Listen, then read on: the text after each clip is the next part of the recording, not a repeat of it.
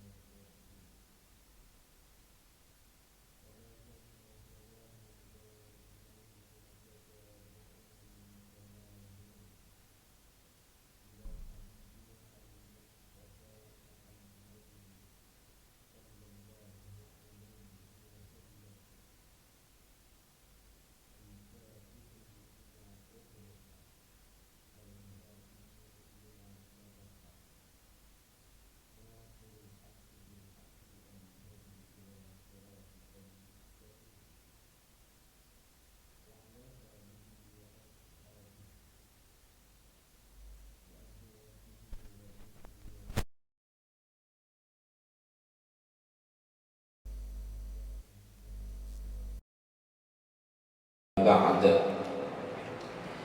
Saudara pengurusi yang berusaha, Al-Fadhil Ustaz Yaqub Yusra Ibn Yusuf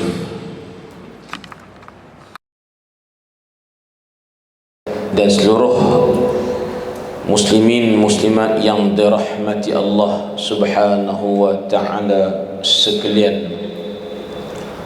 Alhamdulillah, puji dan syukur bagi Allah Subhanahu wa ta'ala kerana malam ini Allah masih berikan kesempatan umur yang panjang kepada kita, kesihatan yang baik untuk kita, dan nikmat lapang masa kepada kita.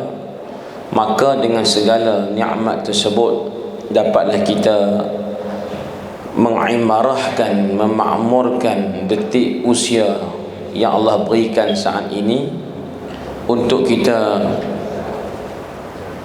mencari bekalan yang kita akan bawa bertemu dengan Tuhan. Amin. Kalau ikut cadangan kita ialah ceramah ibadah korban. Dengan kalau ikut dalam sebutan Ustaz Yaqub tadi tu, diskusi kitab. Saya bawa kitab, tapi tuan-tuan tak ada kitab. Tak apa. Lebih kepada perbahasan berkaitan dengan hukum taklifi yang bersangkut dengan ibadat korban. Bermaksud malam ni kuliah kita lebih kepada melihat hukum hakam syarak, sama ada berkait dengan wajib ataupun sunnat ataupun makruh, haram ataupun harus. Itu perkaitan lengkongan hukum hakam yang kita akan sebut malam ni. Baik, muslimin yang dirahmati Allah Subhanahu wa ta'ala, surah Al-Kawthar ayat nombor 2 yang kita selalu baca dan kita ulang-ulang dalam bacaan kita. Allah Ta'ala berfirman, a'udzu billahi minasyaitanir rajim, inna a'tainakal kautsar fasalli rabbika wanhar inna syani'aka huwal abtar. Ayat tu tuan-tuan yang Allah sebut berkaitan korban ialah fasalli li rabbika wanhar. Maka wahai Muhammad, salli, salatlah kamu kepada Allah kerana Allah Azza wa Jalla, wanhar, dan kemudian tunaikan ibadat korban. Ayat itu secara jelasnya Allah sebut direct dengan perintah buat korban. wanhar. Ha tu ha kecil, wanhar, bukan wanhar. Dan kalimah wanhar itu dalam bahasa Arab disebut sebagai fi'lu al-amri, ayat perintah. Hampa kamu kena korban.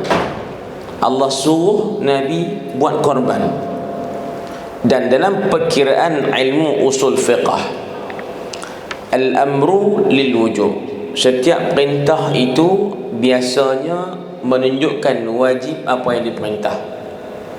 Bila Allah Ta'ala kata wanhar, hendaklah kamu menyembelih korban, maka itu perintahnya. Asal perintah ialah wajib buat apa yang diperintah.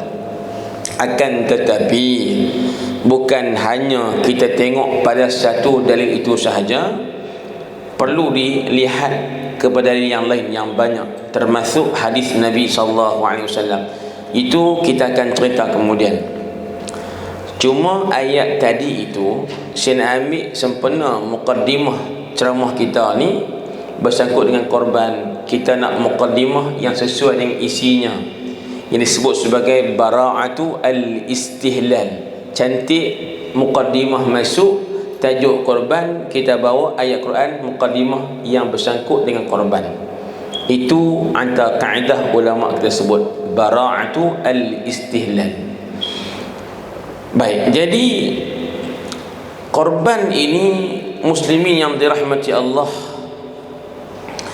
dia dipetik daripada asalnya Arab, terjemahannya daripada perkataan al-udhiyah. Al-udhiyah, yang mana kalimah al-udhiyah itu, tuan, asalnya dari kalimah dhaha. Jadi perkataan dad ha alif dhaha yang kita tuan-tuan duk sebut kataan ini dalam bentuk sebutan yang macam-macam. Antaranya Idul Adha, antaranya ad-dhahiyah, antaranya ialah waktu duha, antaranya tuan udhiyah. Jadi perkataan yang tersebut itu walaupun hurufnya hampir serupa tapi kegunaannya berbeza, maka maknanya tak sama. Waktu duha, waktu matahari naik tinggi segala, ataupun dengan perkiraan minit hari ini antara 18 minit ke 28 minit, tengok musim. Kadang-kadang musim tu siang panjang, maknanya 28 minit barulah waktu duha masuk.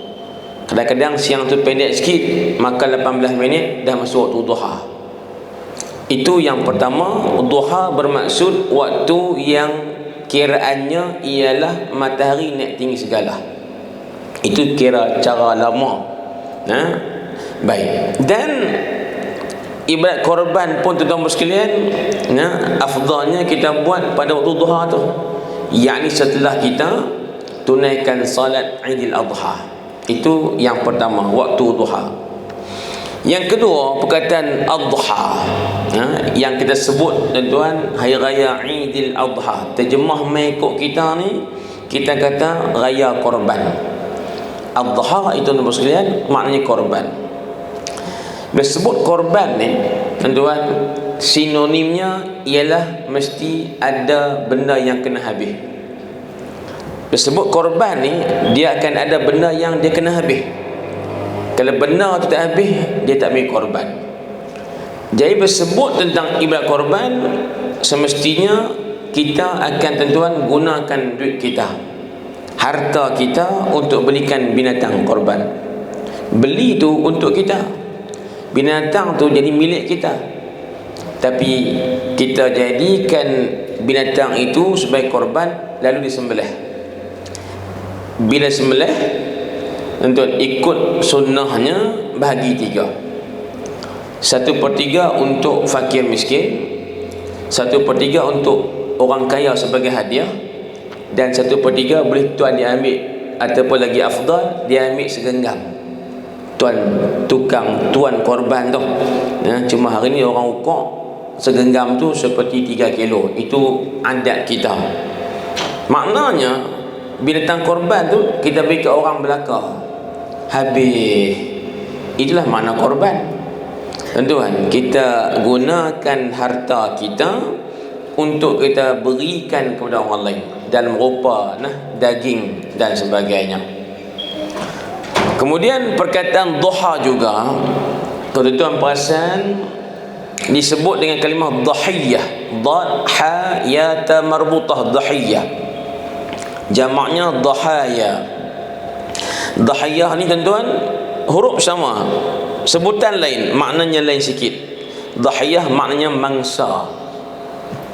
Contoh tuan-tuan, kalau berlakunya kebakaran, berlakunya kemalangan, berlakunya tuan-tuan tsunami ke apa bernama ke, yang cedera, yang mati, dia panggil dhahiyah, mangsa.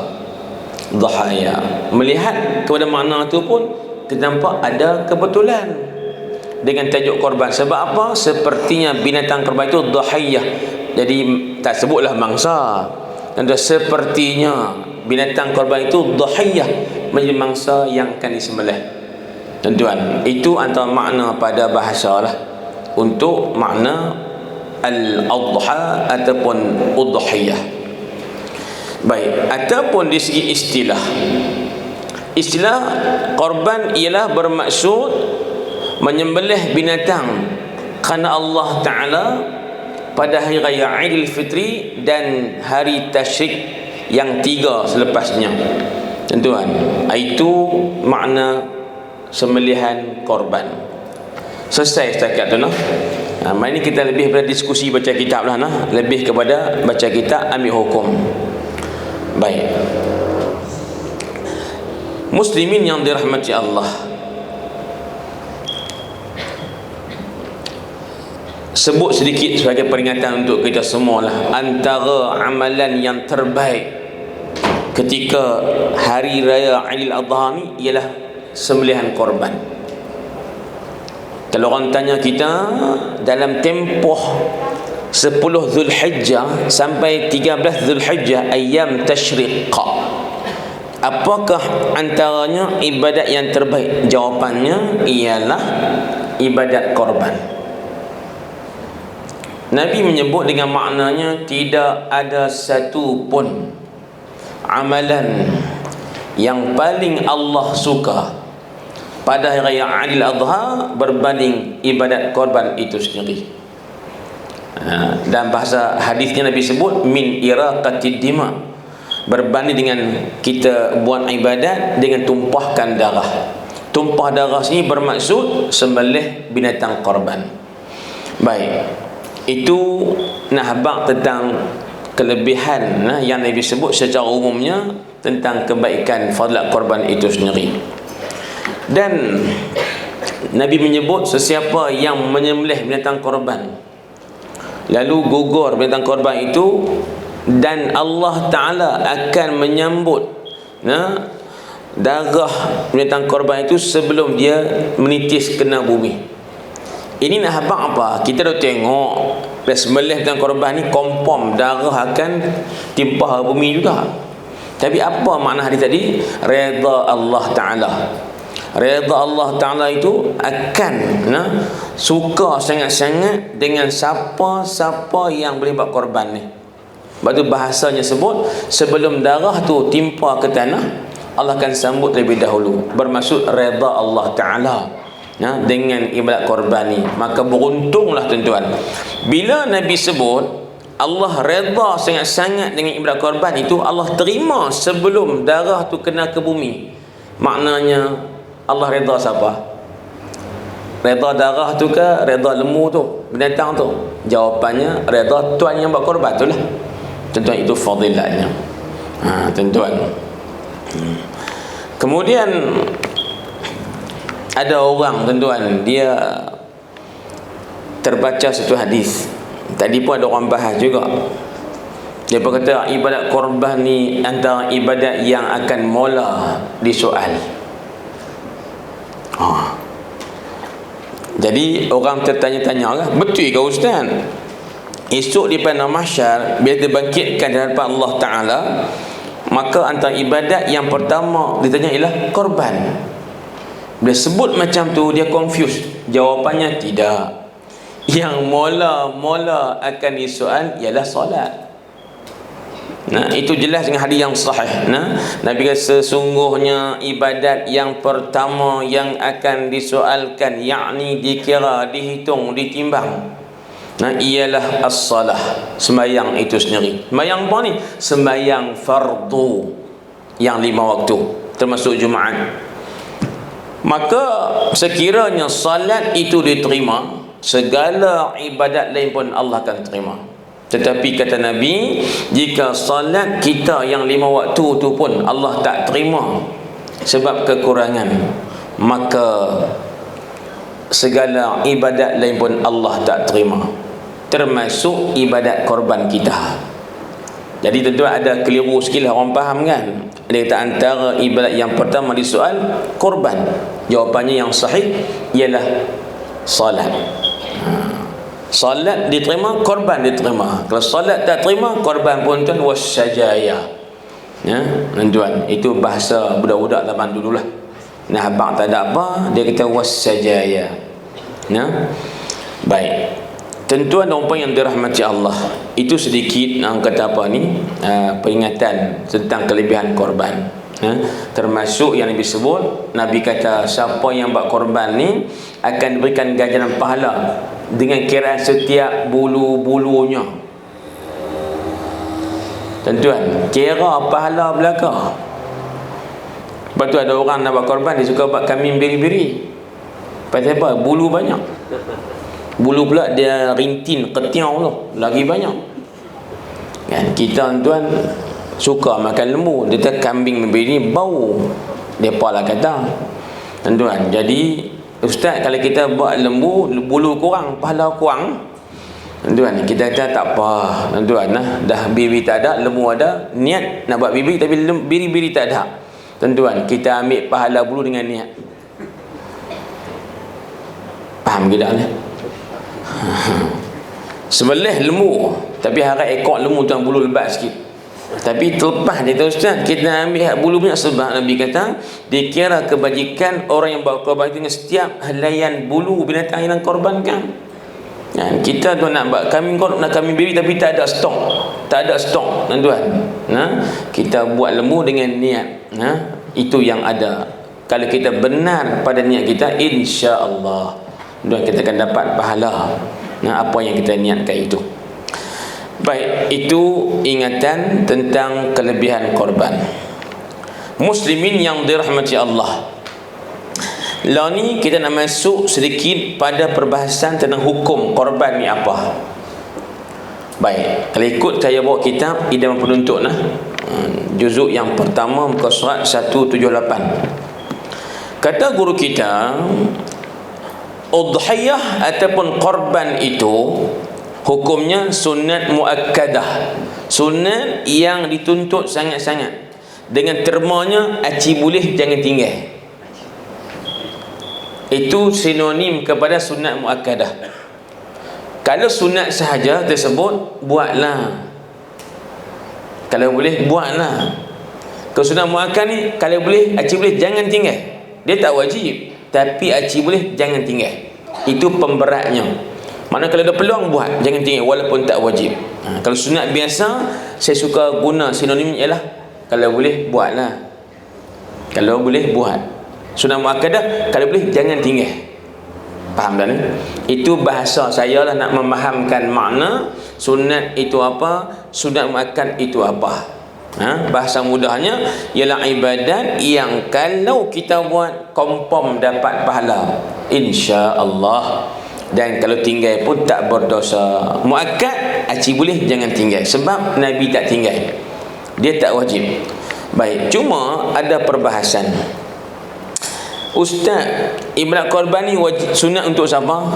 Untuk orang yang buat haji pun sunat, dan untuk orang yang tidak buat haji pun sunat juga. Termasuk kita yang duduk di kawasan Sungai Pasiak kan? Sungai Layak, Sungai Pasiak pula. Sungai Pasiak depan sikit. Sungai Layak. Ya, buat haji ke, muhrim ke atau bukan muhrim ke, tetap sunat muakkad buat korban ni. Satu soalan, sunat muakkad ibadat korban ni tuntut atas individu ke atas family? Ni ada orang tanya ni, pasal apa satu keluarga tu nak buat korban, anak 5 orang, mak pak ditujuh lah kan, duit pak sponsor, tapi nak buat anak nama, maknanya 7 bahagian tu nak buat nama semua, laki, bini, anak 5 orang, cukup 7 tumpuk kan. Boleh ke tak ustaz? Jawapannya boleh, tapi ada kaedah je lah. Ataupun dia kata pasal apa lagu tu? Tak, pertama pasal satu family, bila tuntutan sunat muakkad korban itu secara sunat kifayah. Tuan-tuan, dalam mazhab Syafi'i ibadat korban ini disebut sebagai sunat kifayah. Apa sunat kifayah? Dia sunat tapi kifayah, maknanya memadai, mencukupi kalau satu family itu kepala keluarga buat korban, ayah ke suami ke, maknanya hak lain tu tuan-tuan terlepas tuntutan sunat tersebut. Tapi tidak melarang masing-masing setiap ahli keluarga untuk buat korban. Cumanya kalau pak dah buat korban, anak-anak yang dia wajib tanggung, tuan-tuan, terlepas daripada tuntutan sunat buat korban tu. Mana mereka dapat pahala sendiri. Sebab apa? Pak kami buat korban dah. Ataupun kalau suami isteri pula, laki saya buat korban dah kan. Contoh tuan-tuan, isteri kata saya terlepas daripada tuntutan sunat korban, sebab sunat korban ni sunat kifayah. Faham kot sunat kifayah no? Fardu kifayah tahu tak? Fardu kifayah tahu. Mana kalau orang yang buat, kita dah tak payah, dia wajib. Tapi kalau tak ada siapa buat, semua sekampung tu berdosa. Tapi kalau seorang buat, hak lain dah tak berdosa. Kifayah, cukup dah tuan-tuan. Maknanya baik, walaupun demikian, kalaulah tuan-tuan salat jenazah contohnya sudah cukup dengan seorang, tertunai kewajipan fardu kifayah, tapi kita ni satu kampung nak pergi main juga salat jenazah, boleh tak? Boleh tak? Dapat pahala tak? Begitulah hukumnya sunat korban sebagai sunat kifayah. Suami dapat korban, kalau ikut isteri tuan-tuan terlepas daripada hukum sunat kifayah tadi. Cukup dengan isteri suami dia, tapi suami yang masih suami lah, bukan bekas suami. Ustaz, saya sunat buat korban tak? Pasal apa? Mantan saya buat korban. Duk kira mantan dia. Cerai bila? 20 tahun dah. Contoh. Walaupun masih suami isteri, sekiranya suami dah buat korban, sunat kalau isteri nak buat tetap dapat. Nampak tak ni? Anak pun yang masih dalam tanggungan mak ayah dia, tiba-tiba ayah dah buat korban, anak kata, pak, cik nak buat korban juga, sunat juga dapat pahala untuk dia. Muslimin yang dirahmati Allah Subhanahu wa taala sekalian. Kemudian saya nak sebut juga tuan-tuan tajuk yang berkaitan hukum tadi. 7 orang ni tanya saya kemarin, Ustaz, kami ni nak share duit, nak bagi lembu orang tu buat korban seorang dia. Ni ambil ada kaedah hukum tak lagi.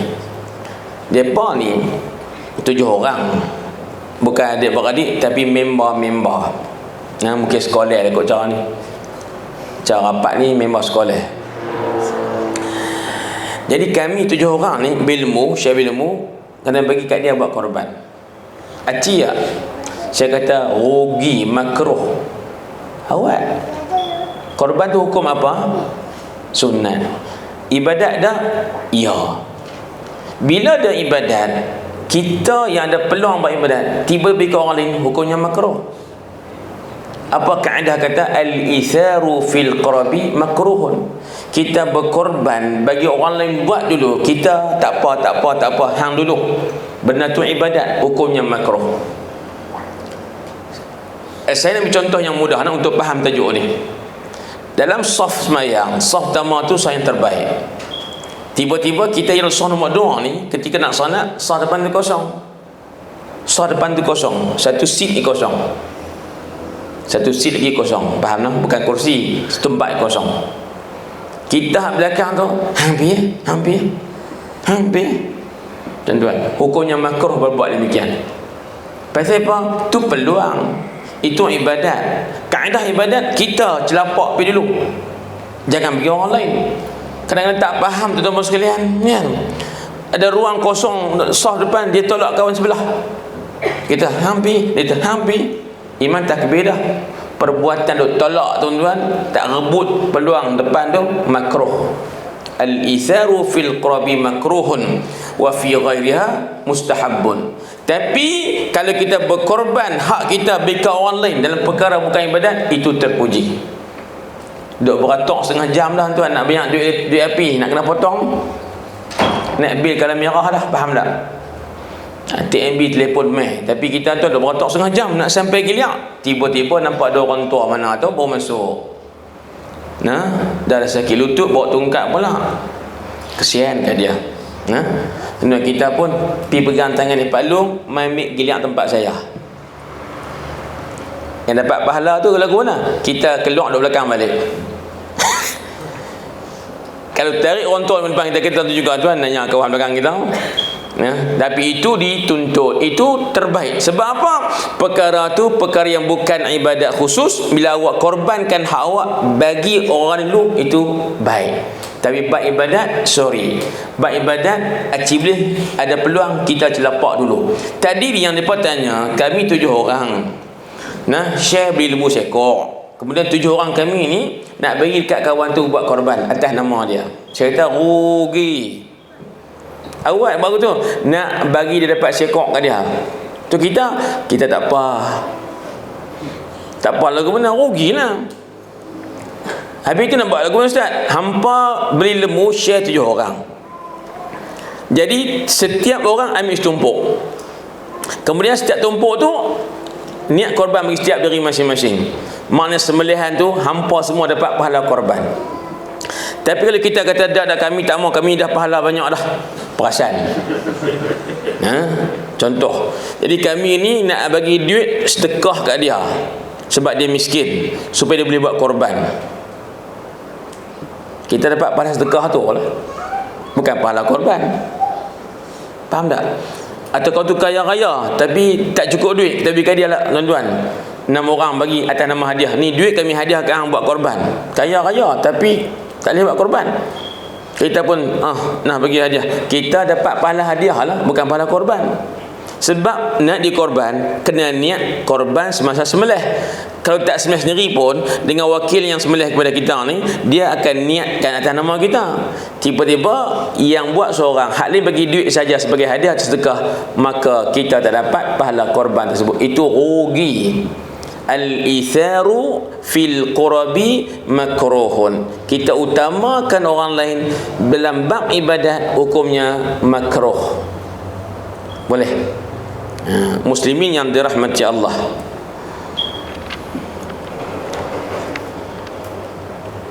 duduk melawak dengan kawan kita. Ni cerita kodang sikit lah.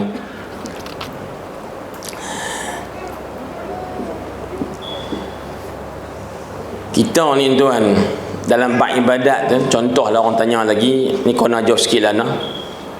Ustaz, saya pergi buat umrah tiap-tiap tahun. Alhamdulillah.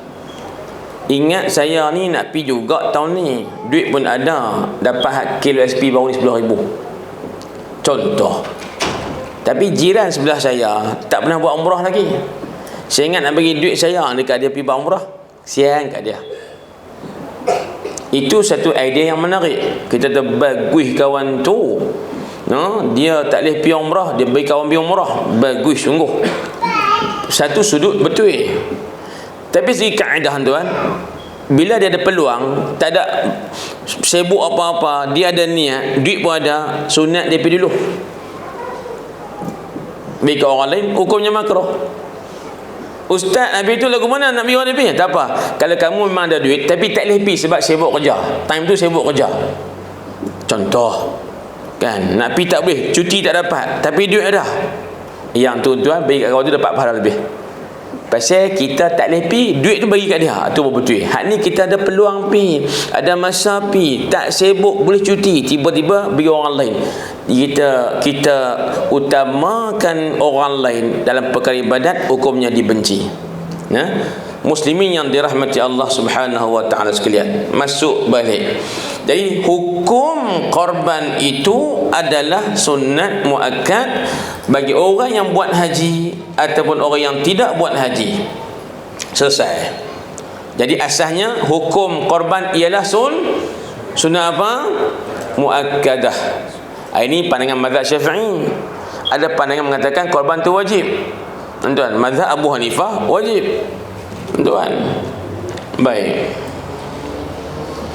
Kita berkata mujuk beranak di Kedah, mazhab Syafi'i, boleh kat sip RM700.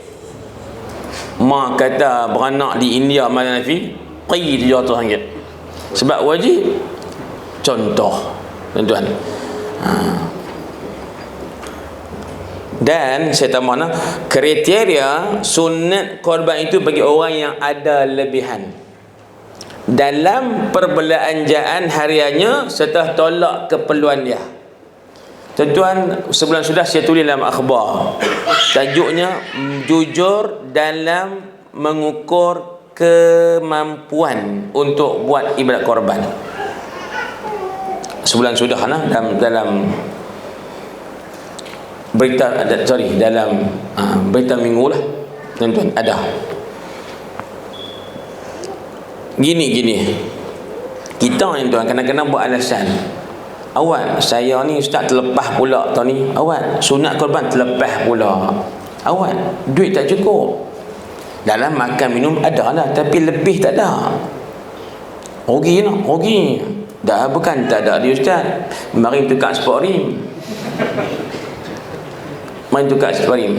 Contoh, kereta baru keluar kelang ni kereta kan, tak tukar sport rim berasa kaki tu nampak tak kemeh, jadi pergi tukar sport rim, trade in hak lama dia tambah kat tengah 2000. Kau tak tukar sport rim, dia kata boleh lah buat korban. Nampak tak? Itu komen kita.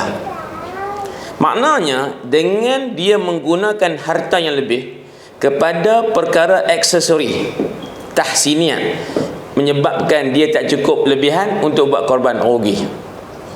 Sini saya nak habaq lagu ni, nak tukar sport rim, tukarlah, bukan haram pun, tu tak? Yang salah dapat dia tepuk dia, Allah, dia kata terlepas pula korban dia, awak duit tak cukup, pasal apa? Tukar sport rim.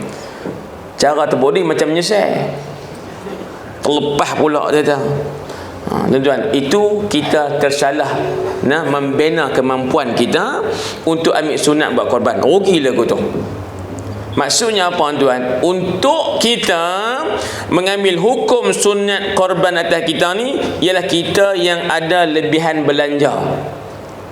Lebihan itu adalah hanya dengan menolak keperluan darurat ataupun keperluan hajat sahaja, tak termasuk dengan keperluan yang aksesori. Faham kita ni? Dapat gaji banyak 3,000 sebulan, sehari 100, banyak juga lah tuan, alhamdulillah. Sewa rumah, duit kereta, dah bini dua biji kereta, contoh. Makan, minum, duit sekolah anak, tuan-tuan, kira-kira tinggal 300,500 ni memang tak habis, ada lebihan. Kita ni bila ada lebihan 300,500, dalam konteks qaryah kita ni di Malaysia, kita tidak sunat untuk buat korban. Pasal apa? Tak cukup, lebihan tak cukup beli setumpuk pun. Nak beli kambing lagi mahal, sekor, maka dia terkeluar daripada sunat buat korban, sebab dia anggap kurang berkemampuan. Faham? Dapat 3,000 juga, belanja, tolak rumah, bagi duit kat ibu ni, kereta, motor, duit anak, belanja pun tinggal lagi 750. Hak tu memang tak akan sentuh sampai bulan depan gaji lain pula. Tetap atas diri dia sunat buat korban kerana ada lebihan yang mencukupi untuk buat korban. Kita kena jujur dalam menilai kemampuan kita dengan lebihan belanja tu hanya pada perkara keperluan asas ataupun hajat. Kalau pergi belanja benda aksesori, dia tak kira, menyebabkan kita terlepas sunat korban tadi. Faham tak aksesori tu apa dia? Apa dia? Orang kata gelang tu, no? Contoh. Makna aksesori lah dia tu tak ada pun kita tak mati, tak ada pun hidup tak payah, cuma tak syur, tak mewah. Faham tak ni? Macam tadilah keluar kereta baru keluar, tak tukar spring, bayar tak bawa kereta tu? Ha? Boleh jalan tak? Boleh, cuma tak lawa. Tak lawa tu bukan keperluan, itu nak bagi seronok, itu panggil mewah.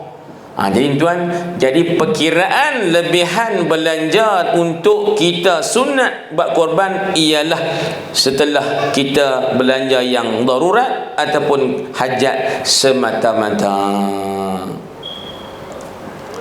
Bulan dia pun tukar spori bulan Zulhijjah ni. Dia tukar dah bulan Syawal itu. Dia kata tukar bulan Zulhijjah ni. Yang panggil cari pasal. Itu mungkin kelemahan kita semualah. Nah, itu contoh yang kecil tuan-tuan sekalian. Baik, terus. Tiada wajib korban ia melainkan jika dinazarkan seperti dikatanya, kerana Allah wajib atas aku berkorban. Atau macam nazar, seperti katanya ini binatang aku jadikan korban, tetapi tidak jadi wajib ketika menyembelih bagian-bagian. Muslimin muslimat sekalian, saya tanya ni, asasnya korban hukumnya sunat, betul? Boleh tak hukum sunat korban tu bertukar jadi wajib? Boleh tak? Tuan-tuan jawab mudah saja. Mana-mana ibadat sunat, apa juga rupa ibadat, jika dinazarkan confirm jadi wajib. Bukan korban sahaja, puasa sunat Isnin Khamis, kita pergi kata kalaulah dapat duit brim sebut pilihan dapat duit brim malam ni, maka esok hari Isnin saya akan puasa. Pergi tengok jolok ikon, ada sungguh duit brim. Allah, dia kata engkau masuk dosa masuk malam ni, maka syarat tu dah berlaku, maka esok dia mesti berpuasa atas nama wajib sebab bernazar. Kalian cakap tu. Korban pun sama. Saya tahun ni kok mana pun mesti buat korban. Kok mana pun mesti buat korban. Dia sebut lagu tu je, jadi wajib buat korban. Sini satu kepahaman yang mesti kita kena ambil. Gini, ada orang dia kata nazar hanya jadi bila sebut nazar. Ustaz, kalau dia kata wajib saya buat korban tahun ni, apa hukum? Kita kata wajib. Sebab apa? Jadi nazar. Ustaz, saya perhati tengok, dia tak kata pun nazar. Itu salah faham. Nazar asasnya bermaksud kita mewajibkan apa yang tak wajib. Apa juga perkataan saya mesti buat korban tahun ni, saya wajib buat korban tahun ni, mau tak mau kena buat korban, tak boleh tak buat. Saya kata ni contoh sahaja. Faham tak? Hak saya kata ni contohnya, bukan saya kata. Faham ke tak? Ulang 3 kali, dia balik 3 ekor, Ustaz. Saya buat contoh je. Ustaz sebut tu jadi tak? Tak jadi. Sebab masa sebut saya niat contoh. Faham tak? Kau esok tu Ustaz bagi kami seekor, Ustaz sebut 3 kali malam 3 ekor. Ustaz.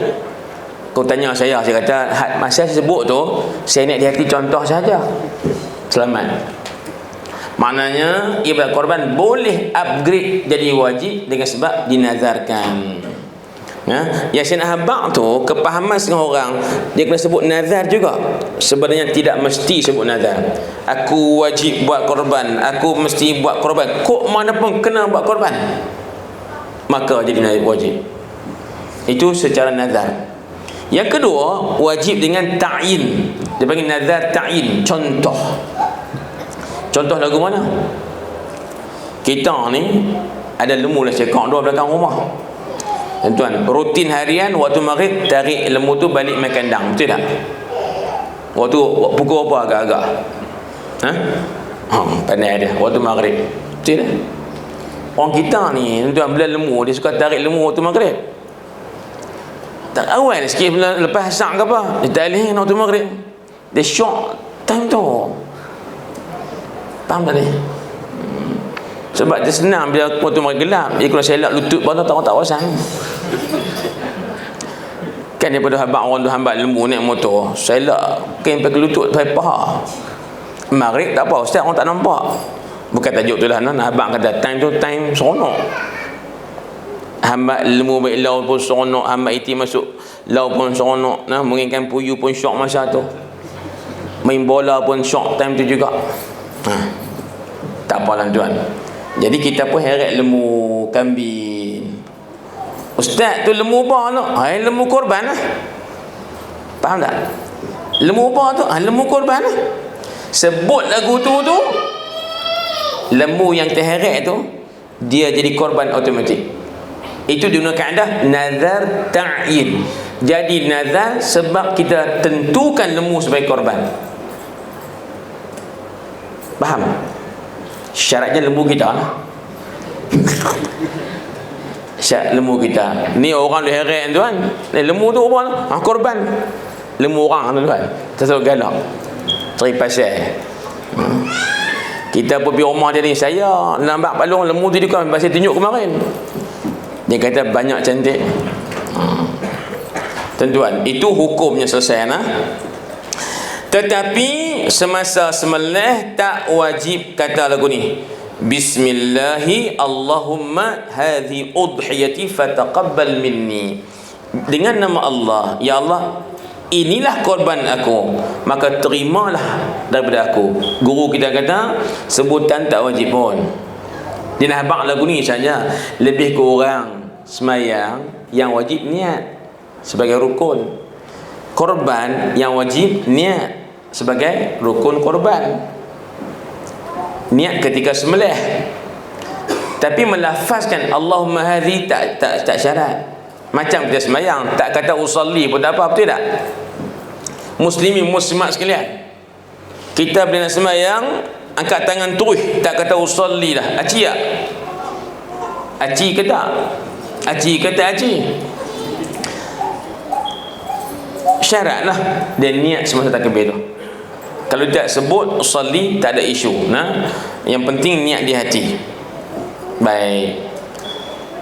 Sama juga dengan korban pun tak mesti tak Allahumma hadhi udhiyati, tak wajib kata. Yang wajibnya tukang sembelih tu masa sembelih dia niat korban untuk kita. Faham ke tak? Baik, sini ada persoalan. Ustaz, lembu sekok 7 tumpuk, share pula 7 orang. Nama pula zaman malam ni panjang-panjang, bukan macam zaman dulu. Dulu tak apalah, Bunga bin Teluk dulu ni contoh. Maryam bin Dolah. Contohlah. Sakinah. Contoh ada kan nama Sakinah dulu ni? Kan Melah bin Ibrahim. Lah tuan, nama anak 3 perkataan. Tiba-tiba share pula 7 orang. Satu lembu tu wakil pula dengan orang sembelih. Dia kata ustaz, kawan sebelah pun pening. Habis tu nampak lagu nak. Kena niat, tak niat tak jadi korban tu nama-nama tadi. Nama panjang ustaz, nampak lagu nak. Pejam mata pun tak habis. Tak timbul juga. Habis tu saya pun sebenarnya lambat-lambat. Tuan-tuan. Lama ijah habis cukup. Tuan-tuan, tak ada habis mati lembu tu dulu. Lepas tu dalam bab ni dilonggarkan. dalam bab sembelih dan korban, niat masa mana? Semasa sembelih. Tapi dia kerana tuan, nah, sembelih tu dia kena segera juga, tak lambat-lambat, nah. Takut matikan luka yang kita. Akhirnya tuan kita ni dibenarkan niat korban atas nama-nama tadi ketika sebelum sembelih lagi. Itu kelonggaran syarak. Sebab apa? Mustahil pada adat. Kita ni berniat 7 nama ketika sembelih tu semata-mata, melainkan ada masa yang cukup kita niat korban untuk 7 nama tadi ketika sebelum sembelih. Itu kelonggaran. La yukallifullahu nafsan illa wus'aha. Allah tak akan bebankan orang dengan benda yang tak mampu dia buat. Masa sembelih tuan, berapa saat saja nak niat 7 nama, kompom tak sempat, maka dibenarkan niat korban sebelum kita start sembelih. Itu hukum dalam mazhab kita Syafi'i. Muslimin yang dirahmati Allah Subhanahu wa taala sekalian, waktu korban itu tuan, waktu korban itu mulai dari naik matahari pagi hari raya, pagi hari nahar, waktu syuruq, waktu start mula boleh buat korban kalau sembelih kompom je korban dengan korban ialah start naik matahari pagi raya tu, tak gaduh tunggu waktu duha.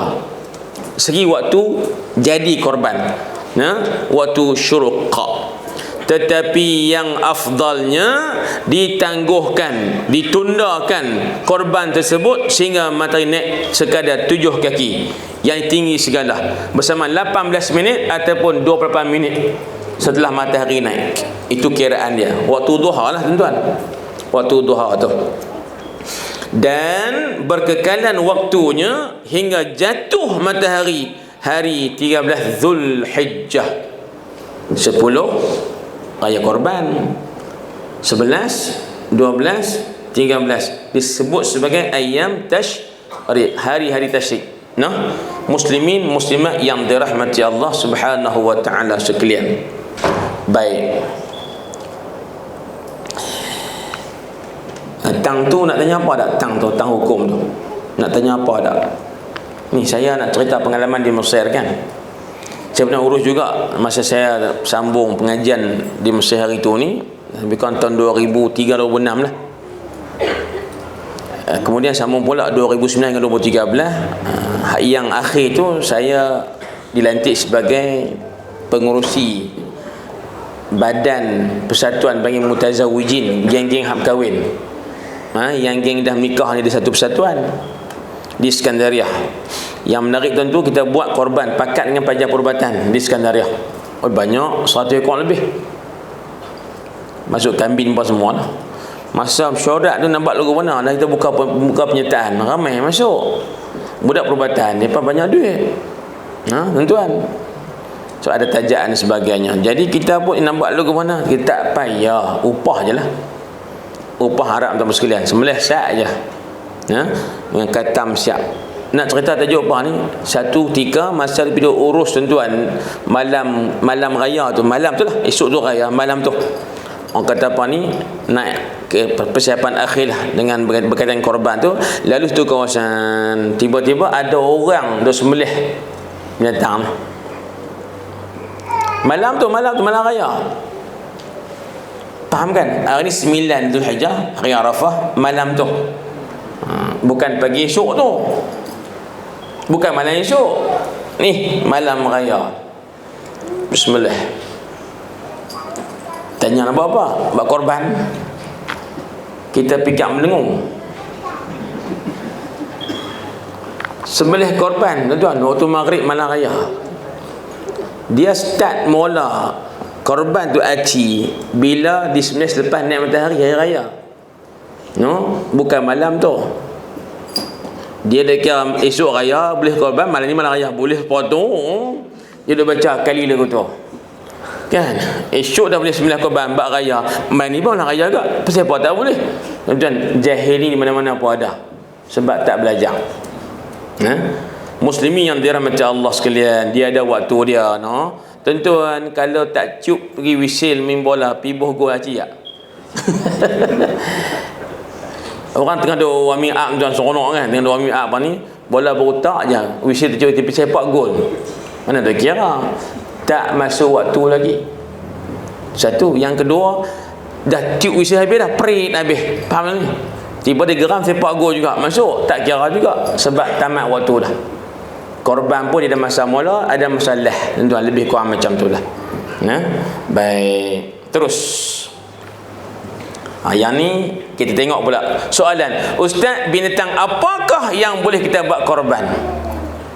Ni Ustaz Yaakob tulis dalam Facebook dia kan, binatang apa dua kaki boleh tak boleh, bagi contoh. Ada dia buat soalan tu ya, dan pernah orang tanya, Ustaz, boleh kami nak buat korban itik atas nama korban ayam pencen? Sebab apa? Murah. Pula tu lama habis sebab dia lihat. Itu semua geng-geng mengelak belakang tu. Geng mengelak. Tapi nak masuk syurga awal. Baik, jadi masuk kepada dua persoalan, apakah binatang yang sah dibuat korban untuk tujuan ibadat korban? Dengar tuan-tuan. Binatang yang sah dibuat korban itu ialah unta, lembu, kerbau, biri-biri atau kambing. Kitab kita ni agak detail tuan-tuan, dia sebut kerbau tu sebut, setengah kitab tak sebut. Baik, itu contoh. Poin dia, binatang yang sah dibuat korban ialah al-an'am. Sebut tengok muslimin muslimat sekalian, al-an'am. Baik. Na'am tu dia punya mufrad dia. Na'am, bukan ya tu. Ya pun na'am juga. Ya, na'am. Al-na'am, al-an'am tu jamak dia, plural dia. Maknanya binatang yang jinak, berkaki empat. Yang sah dibuat korban ialah min bahimatil an'am sahaja. Binatang yang berkaki empat, bahimah, dan an'am yang jinak, makna yang kita belah, yang boleh belah dengan mudah. Jadi kalau kaki empat tapi bukan jinak liak, tak sah buat korban. Orang ni, Ustaz, rusa buat korban boleh tak? Tak boleh. Tak boleh. Sebab dia kategori liak. Ustaz, banyak lagi contoh yang lain. Jadi nak abang kata hak yang an'am ni maksudnya 3 saja. Unta, lembu dan juga kambing. Kambing mana kambing bibir tuan, kibash, kabshun, tapi kambing kacang masuk sekali. Lembu ni dikias dengan ini adalah kerbau, jamus. Tapi jarang orang buat korban dengan kerbau. Jarang. Sebab tempat kita ni kerbau dia bukan jadi minat utama, sebab daging dia kasar sikit, dia urat dia kasar pihak. Lembu itu banyak yang kita buat korban. Baik, ada orang tanya, Ustaz, zirafah ni ginilah, kita ni tuan acik boleh cari yang mudah. Zirafah tak boleh tuan, benda liang. Ustaz, sapi tak boleh juga, pasal benda liak. Duk tak mana tuan? Contoh, Ustaz, pelanduk kijang, dia mula tanya tak habis. Pelanduk kijang tuan, lagi lama-lama arkus, panjang cerita.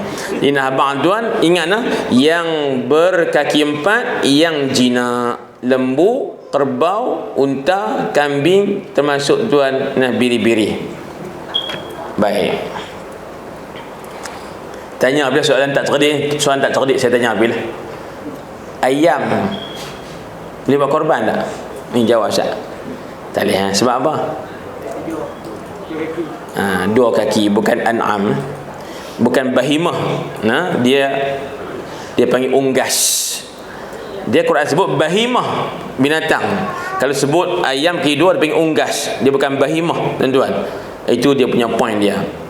Walaupun dia jinak. Kucing tanya bila?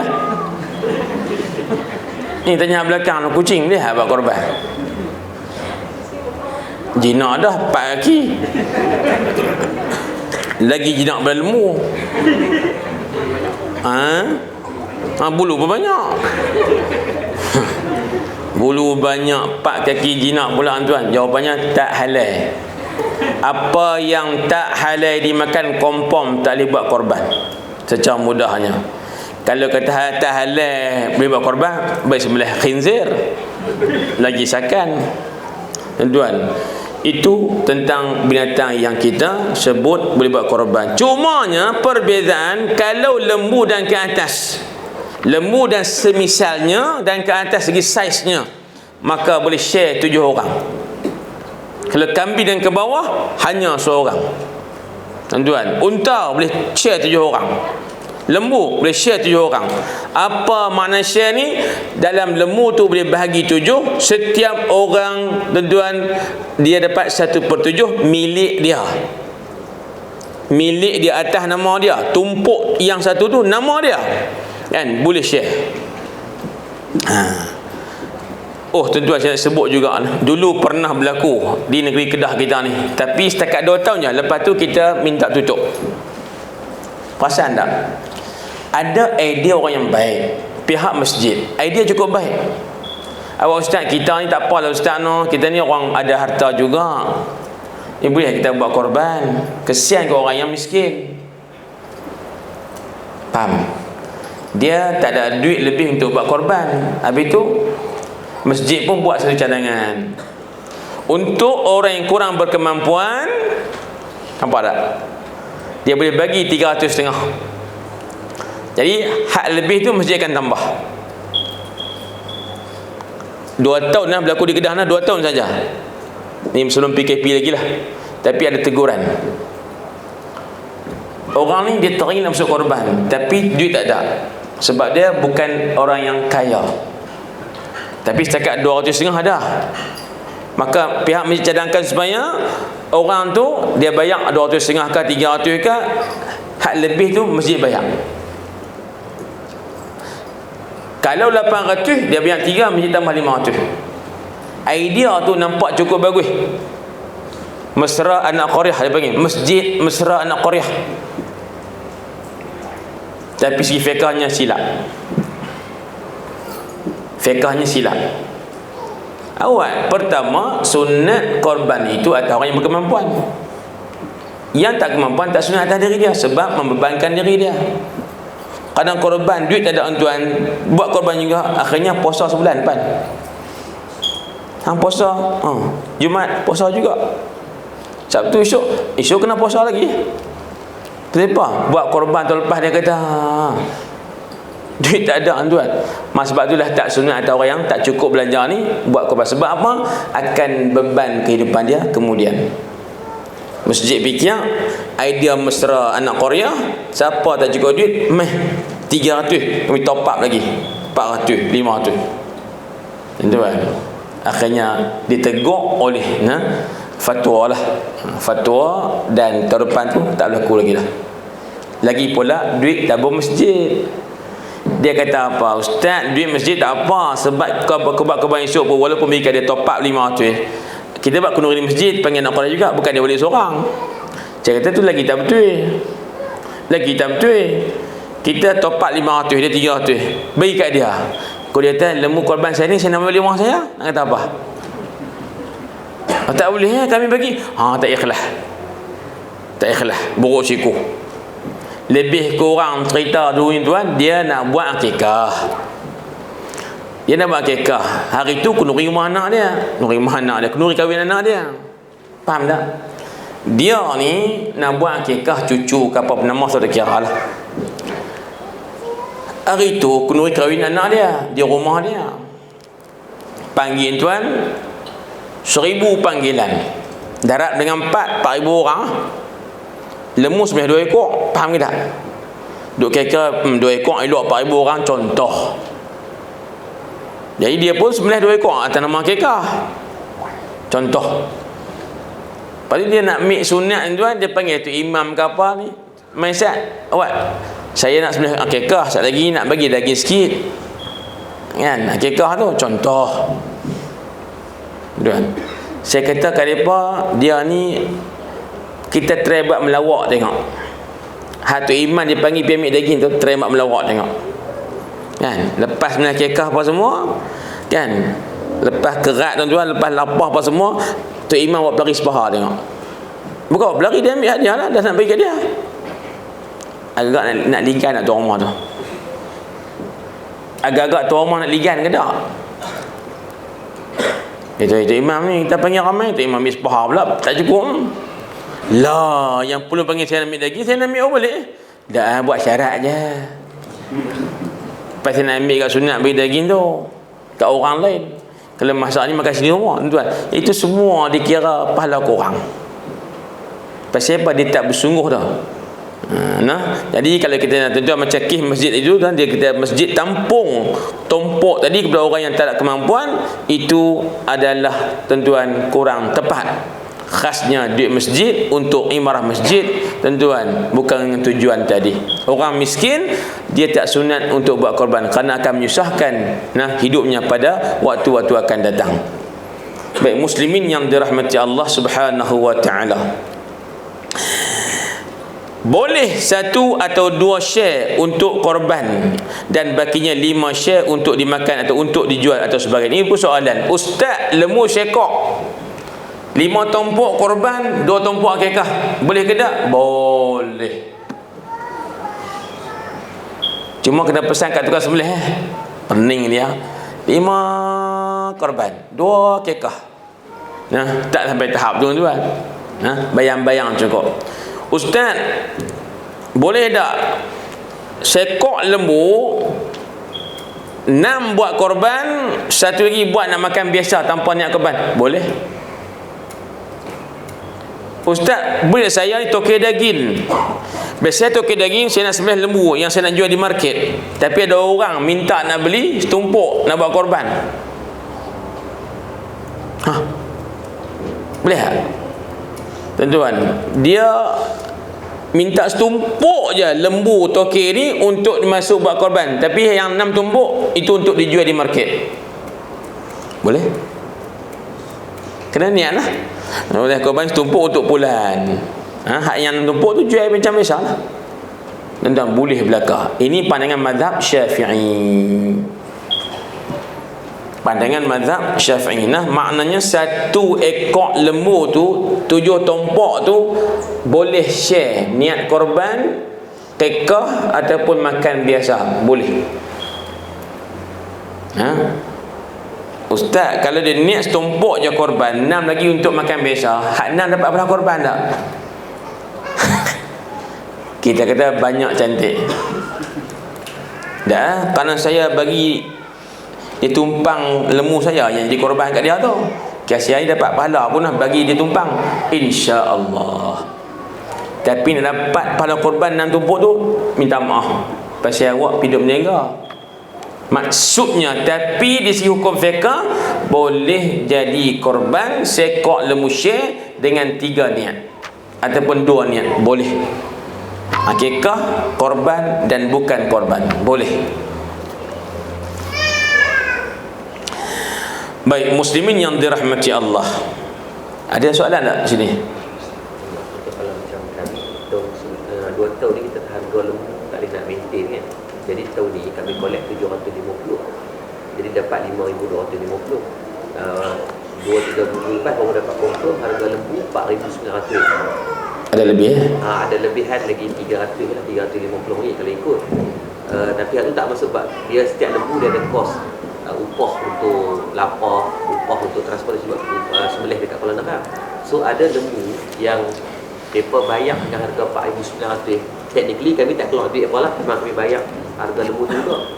Jadi boleh dapat kami collect yang total 5,200, tapi ada 3 ekor yang 4,900. So jadi 700, ada 750. Tapi harga lembu memang 4,900 lah, tak perlu tambah. Baik, Ustaz Yaqub tanya berkaitan dengan lebihan duit beli lembu korban. Dia mudah saja, asalnya mudah. Hak nak buat korban tu harga dia harga lembu tu lah. Untuk upah sembelih, lapah, katam, agih kena ambil duit asing. Maknanya dengan harga asal tu 7,5 tu akan ada upah asing. Contoh, kita kata kalau sekok lembu kos upahnya RM100. RM100 7 orang lah. Kalau 7 orang, kalau seorang 100 orang bayar lah. dia kena ambil kos upah tu asing. Tak dia ambil pada harga beli lembu tadi. Okey, dalam konteks kes kita duk bajet harga lembu 5,200. Kan tumpuk apa? Dia tak ada 5,200 kena lebih kot noh. 750. Jadi setumpuk bersamaan RM750. Dapatlah RM5,250. Tiba-tiba dah banyak ekor ni, Taufik kata kita potong sikit harga. Dapatlah RM4,900 ataupun RM5,000, kurang RM250. Faham lagi tak? Maka begini kaedah yang selamat. Kaedah selamat ialah tengok akad kita tu apa nama. Sebab itu saya suka kalau akad wakil itu ditukar dengan lebih power lagi, namanya serah. Tuan-tuan, kebiasaan kita ni wakil, saya wakilkan kepada pihak pengurusan korban masjid untuk korban di pihak saya. Itu bahasa yang biasa. Tapi ada lagi perkataan kontrak lebih besar maknanya dan powernya, ialah serah. Saya serah duit saya ni masjid buat korban atas nama saya. Tak sebut jual pun tak apa, tak sebut beli pun tak apa, sembelih pun borong sekali. Arab dia panggil tafwid, tafa waw yadha tafwid, serah. Wakil ni dia terhad sikit, kena buat macam kontu habang je, tak lebih. Baik, sekarang ni ada lebih tau. Kita bajet harga 5,200, kemudian jadi 5,000 sahaja contoh, lebihan 200, mesti kita habang dekat tuan yang balik. Nah, ni lembu murah, jadi lebih 200, kena pulang balik. Kos upah minta asin. Contoh, seorang RM50 contoh. Tuan, untuk lembu RM750. Kos upah RM50, RM800. Okey. Lembu RM7,5, setumpuk. Upah RM50. Mahal gau. 7 orang RM300,5. Kaya tukang upah. Dia puluh seorang ada 5 ekor sebagi. Maksudnya tak apalah tuan, nak buat contoh. Jadi RM50 upah kena ambil asing lah. Kena ambil asing. Tiba-tiba ada lebih pada harga lembu tu. Kira balik tuan, duit lembu ada lebih RM200. Saya kena pulang balik lah. 200 tolak bagi yang 7. Dapat seorang RM68, 9 kupang lebih kurang lah. Betul tak? Tuan tak kira apa kata betul. 200 bagi yang 7 orang berapa? RM69, 3 kupang. Tuan-tuan kira ada hangguk lebih kurang lah dia. Saya kira mudahnya kalau RM30, 210. Tak nak. Ni seorang RM29, bukan seorang RM29, 3 kupang lebih kurang. Okey, lah ni seorang-seorang ada lebih RM29, 3 kupang. Kos upah RM50. Maka hak lebih ni saya minta masuklah upah dan kena tambah seorang sikit lagi. Contoh seorang RM20 lagi. Boleh? Kena habang. Kita tak boleh kata aku ni, ustaz kami dah kutip RM5,200, tapi kami ni pi dia potong harga, minta diskaun. Sampai teriak-teriak dia bagi harga RM4,500. Untung RM700 dia kata. Masuk poket ustaz berakah. Panjang cerita. Nak jadi berakah saya pun boleh. Maknanya kita buat cara yang paling terbaik lah. Tak merugikan orang yang masuk korban tu. Tuan, saya faham tuan. Saya faham juga ada kawan yang maksudlah NGO lah. NGO. Dia gini, dia kata ustaz, kami ni ambil satu tumpuk harga bagian-bagian. Tapi dalam jumlah tu kami nak ambil 30%. Ikut dasar bank negara. Kan bank negara buat satu ketetapan, sebarang sumbangan apa kalau kita kutip, kita berhak dapat 30% ataupun ke bawah. Maka kami ni habaq setumpuk 750. Faham? Dan dalam tu kami ambil 30%. Nampak tak? Jadi lagu mana cerita? abang kata lembu sekian, tapi kami ambil upah bagian-bagian, kena abang asin. Lepas tu lepas kalau tu baca surat khabar masa nak korban, tu lepas ada profesor kita tulis tu artikel upah ataupun broker ataupun komisen mengambil komisen belian lembu korban dengan termasuk dalam harga setompok. Boleh ke tak boleh? Dia kena akad asing. Contohlah tuan-tuan macam GrabFood, tahu tak GrabFood? Tu contoh paling mudah. Tuan-tuan buka dalam Food Panda tu. Contoh KFC harga RM50, betul tak? Sekali tuan sekali dengan GrabFood berapa? Berapa agak-agak? Ayam tu RM50. Kemudian tuan-tuan beli, dia akan ada kos hantar, betul tak? Delivery berapa ringgit? Kita buah RM5, buah lah contoh Sungai Petani, kita Sungai Layak tu kan mahal kot, buah RM5. Tiba tuan mesej, saya bayar 50 tu boleh tak? RM5 tolak dalam 50 tu. Contoh. Dia kata banyak cantik. Tokek KFC tu kata banyak cantik. Hak 50 tu harga ayam. Faham tak ni? Lepas tu kak RM5 tu, itu upah asin lah. Kita tu tekan RM50, tiba ada diskaun, dapat RM40 harga. RM40 tu harga ayam tu juga. Tentu delivery kena bayar asin juga. Itu maksud saya. Guna kaedah itu yang menarik, yang paling smart, yang paling tuan tak ada masalah. Habang asin, harga lembu bagian, upah untuk urus lembu bagian, selesai. Kita kena ambil untung, tak nak ambil tahu upah tu lah, boleh. Tak apa. Lalu ni kita banyak full lembu 5,200 kat Tokek. Selesai, angkat jual beli 5,200. Lepas bulan Tokek kata, Ustaz, saya nak ucap terima kasih kena borong 100 ekor.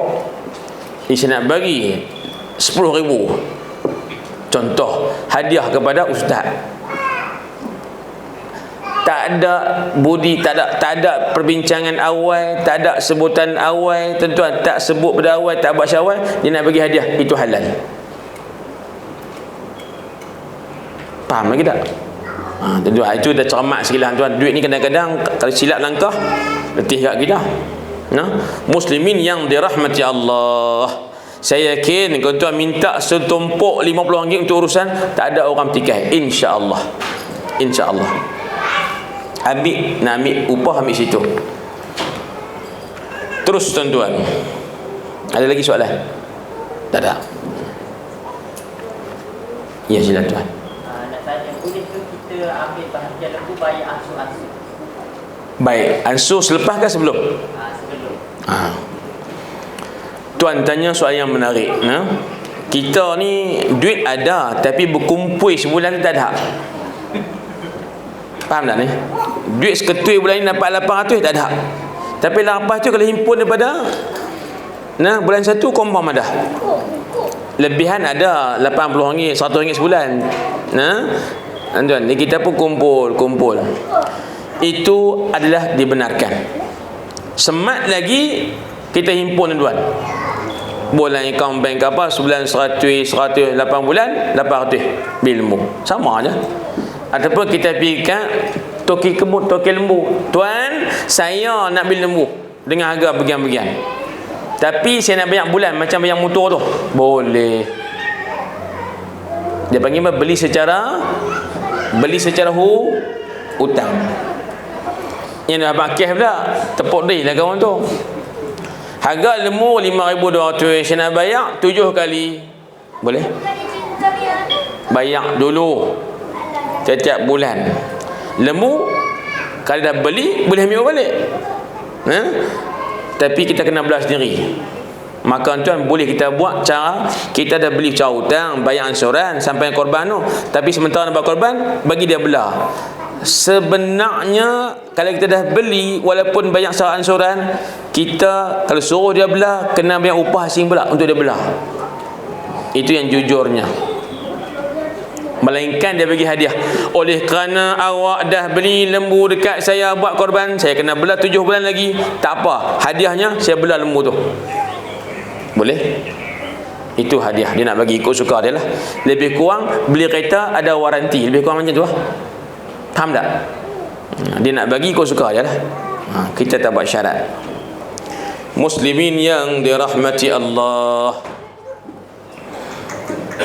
jangan terkejut lah sahabat, jangan terkejut. Iaitu, Ustaz, saya nak buat loan bank. Nak buat loan bank untuk buat korban. Aci tak?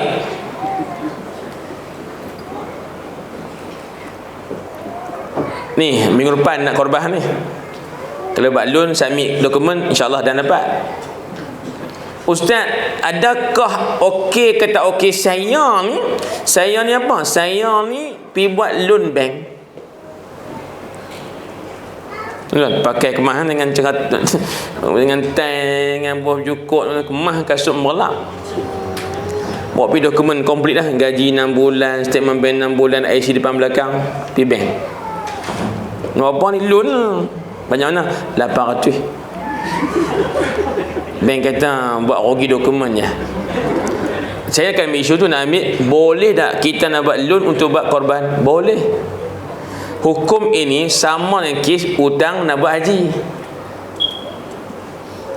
Saya pernah dengar lah seorang guru ni kata dalam ceramah radio dia kata apa? Dia kata kalau kita ni nak buat haji, jangan hutang. Kalau hutang, kita tak boleh buat haji sebab duit tu dia hutang. Saya nak katakan bahawa diharuskan kita buat loan bank untuk buat ibadat, termasuk haji, termasuk korban. Faham? Kita ada kemampuan tak? Ada. Cuma terkumpul sekarang tak ada. Tapi untuk 7 bulan cukup. Cuma nak ambil seketul buat tak? Nak tahu mampu tidak mampu, tengok gaji bulanan dan lebihan tiap bulan selama berapa bulan, akan cukup nilai korban tersebut. Maka boleh kita buat loan untuk buat ibadat korban. Bagi yang berkemampuan secara keseluruhannya. Faham?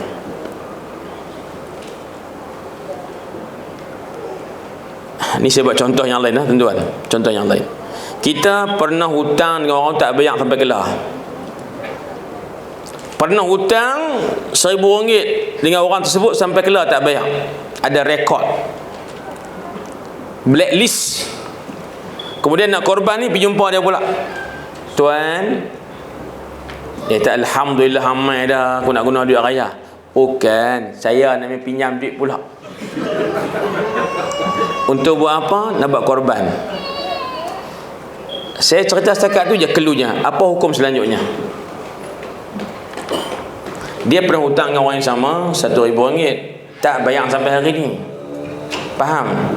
Tiba-tiba nak raya korban, dia pergi jumpa kau tu pula nak minta hutang RM1,000 untuk buat korban. Hak lama tak bayar, minta pula RM1,000 yang baru. Untuk kaitan dengan korban, apa hukumnya? Cerita. Ni orang tak perasan ni. Ustaz bagus ya bagi ya. Nanti saya. Fiqh kata haram beri hutang kepada orang yang kita tak rasa terjamin dia bayar hutang. Tambah lagi pula ada rekod lama.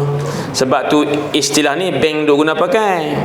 Orang yang ada rekod blacklist dengan bank, buat loan baru, bank takkan lulus. Kita kata bank ni sombong, kaya dulu cari kita bala, kita minta tak mau nak bagi. Bukan, pasal awak ada rekod lama tak bayar. Fiqh kata siapa yang ada rekod tak bayar hutang, haram beri hutang kepada dia. Kena ingat tu. Melainkan ketika darurat. Pasal apa Ustaz? Kerana kalau dia ada rekod tak pernah bayar hutang, tiba-tiba kita bagi hutang ke dia, seperti duit tu tepi cucuh dengan api saja, buang saja. Nak sedekah tak apa. Hak ni kita nak bagi atas nama hutang. Faham? Rekod lama hutang tak bayar. Kalau kita bagi pula atas nama hutang, awak seperti pi buang duit dalam laut, membazir. Tak boleh. Itu hukum yang bank pakai lah. Kita kena ambil kira juga. Nah, tuan-tuan dan puan yang dirahmati Allah, qana qalih mulana, sambung. Pada unta syarat umurnya ialah 5 tahun masuk tahun ke-6. dan lembu, kerbau dan kambing umur 2 tahun. Kambing kacang tuan, umurnya 2 tahun masuk 3 tahun, genap 2 tahun masuk 3 tahun. Itu syarat. Kalau tak cukup umur, tak sah buat korban. Dan tuan, anak kami baru beranak kemarin, dia merah lagi tuan, tatih jalan pun tak kemas lagi, tak boleh buat korban. Lepas tu Ustaz, hak muda lagi sedap, dia lembut beringus kan tuan. Kita ni mungkin tak boleh makan, tapi ada orang dia suka makan tu hak ke kambing ke apa, hak muda lepas 3 bulan beranak tu. Tu kalau masak memang sedap.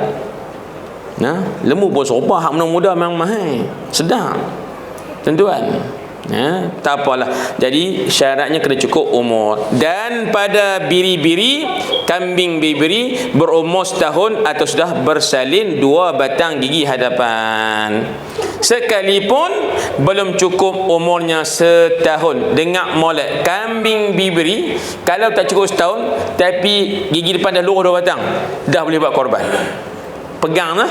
Setengah orang dia pegang setahun juga, tak cukup setahun tak boleh. No. Biri ni kalau tak cukup setahun pun gigi depan dah luruh 2 batang, tetap boleh buat korban. Boleh. Baik tuan-tuan, mazhab Hambali kata korban boleh buat bibi walaupun umur 6 bulan. Itu mazhab Hambali.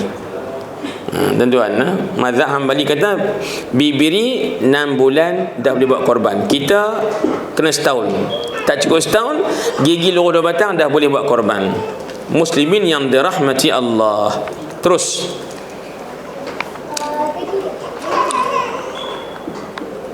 ni, biasa dengar kambing kacang kan, yang bulu tu bibiri, betul? Kalau kambing kacang yang tak ada bulu-bulu tu lah kambing kacang. Cuma baru ni ada orang tanya, Ustaz, pasal apa nama dia kambing kacang? Kambing kacang hak besar tu yang bulu banyak nama bibiri. Tuan-tuan, sebab apa nama kambing kacang? Saya tak ada jawab tuan, minta maaf. Mungkin pasal dulu kami tu orang buat gulai kacang pun jadi juga. Dah daging tak banyak, nak bagi ramai makan, campur kacang, boleh jadilah, kita tak tahu. Boleh juga kerana kami tu halus kurus yang nampak macam kacang, boleh juga. Wallahu a'lam. Dia pun tanya juga. Saya kata nak tahu sebab nama kambing kacang, tanya orang dulu lah, depa yang buat nama tu. Mati bidah depa tu pun. Nak tanya siapa? Baik, terus tuan, selesai. Dan lagi syaratnya binatang itu tiada cacat, seperti tiada bertelinga atau ekornya telah terpotong, yang gila, kudung, sangat kurus, yang buta dan sebagainya. Mana-mana cacat yang ada pada binatang korban jika mengurangkan daging, maka ianya cacat yang menghalang binatang itu daripada sah buat korban, tak sah buat korban. Baik, isu disebut tadi seperti tidak bertelinga. Telinga putih tu, tuan, putih, tak boleh buat korban. Ataupun dia rabit, tuan, tak boleh buat korban. Ini pendapat yang mu'tamad, pendapat yang mu'tamad, tuan. Pendapat yang kedua, 3 adalah dia kata kalau telinga tu rabit, tapi hak rabit tak putih, hidup ada situ juga, boleh. Tapi pendapat yang pertama kata tak boleh. Baik. Pendapat yang ketiga kata lagi longgar, tuan-tuan. Baik. Kemudian kemarin dia orang tanya tu, ni tanduk lembu. Tanduk lembu. Tahu tak yang cabut tu apa dia? Tanduk lembu. Yang tercabut tu ialah hak sarung tu lah. Tuan-tuan, saya buat ini, tuan nampak apa? Nampak saya juga kira okey lah. Tanduk lembu ni kan dia ada sarung kan, dia boleh buat macam apa, cincin hak buah hidung lembu apa semua kan, tambat tali tu lebih kurang lah kerambit lah, tuan-tuan. Jadi tercabut sarung ni, tinggal tulang dengan daging saja. Jawapannya masih boleh buat korban. Baik, saya ingat tak perlu panjang kot yang tuan-tuan. Lembu gila tak boleh buat korban, tuan. Lembu gila tak boleh buat korban. Hang nak buat korban, pilih elok sikit, gila. Contoh tuan, tak boleh buat lembu gila sebagai lembu korban. Yang kurus sangat-sangat tak sah juga, sebab korban targetnya daging untuk beri kepada orang yang nak kita berikan daging untuk makan daging. Tiba-tiba kurus dan tulang sahaja. Memanglah 2 tahun tapi tulang timang tu 20 kilo dah. Lembu 2 tahun timang 20 kilo je. Timang hidup. Tuan, maknanya tak sah buat korban. Kerana awak tu mengelak. Pasal apa? Murah. Memanglah 2 tahun. Lembu tu berat 2 kilo je, 20 kilo je. Murah. Hang bukan nak bagi daging ke orang, kira nak buat korbannya, nak pelepas diri. Tak sah tuan-tuan sekalian. Baik, terpotong ekor pun tidak sah. Walaupun sekerat tak sah. Tuan. Baik, kemudian yang buta pun tak sah buat korban dan sebagainya. Terus, cuma ulama khilaf, kalau lembu tu beranak buta siap.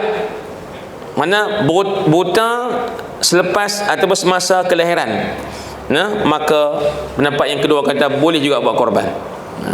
Itu pendapat yang kedua saya katakan. Terus disyaratkan berniat korban ketika menyembelihnya, sama ada sembelih sendiri atau wakilnya, dan niat ketika memberi wakil pun aci. Ini untuk orang yang pasien wakil mesti buat korban ataupun sebagainya. Tak gaduh dah, kita duk kalut-kalut untuk niat masa hari sembelih tu. Pernah berlaku tuan di banyak tempat lah. Kan bila tu buat korban sampai 15 ekor, 20 ekor masjid tuan lah, kena bagi banyak kumpulan lah. Lembu A, lembu B sampai habis 20 ekor. Nak sembelih tuan sekalian, lembu A dolah ada, dolah contoh. Mat ada ke tak? 6 orang ada. Hak seorang lagi baru keluar tol utara. Habis tu tunggu sat lah. Bukan saya nak habaq apa, nak habaq kadang-kadang menyusahkan juga. Sebenarnya niat korban kita tu sudah terpakai dengan wakil yang sembelih bagi pihak kita. Kita masa isi borang tu kan, saya mewakilkan kepada masjid untuk urus korban saya, beli dan juga sembelih. 7 orang. Tuan-tuan guna ayat sama, lafaz yang sama. Kawan tu terima, terima. Faham lagi tak? Hari korban tu, kalau kawan tu sembelih saja pun cukup dah. Tapi tak puas hati, tunggu juga. Pegang tai lembu 7 orang, pegang. Niat pada kita bukan nak sembelih. Hak sembelih tu yang kena niat. Saya tanya, ibadat korban ni dia kira start bila? Yang jadi korban tu bila?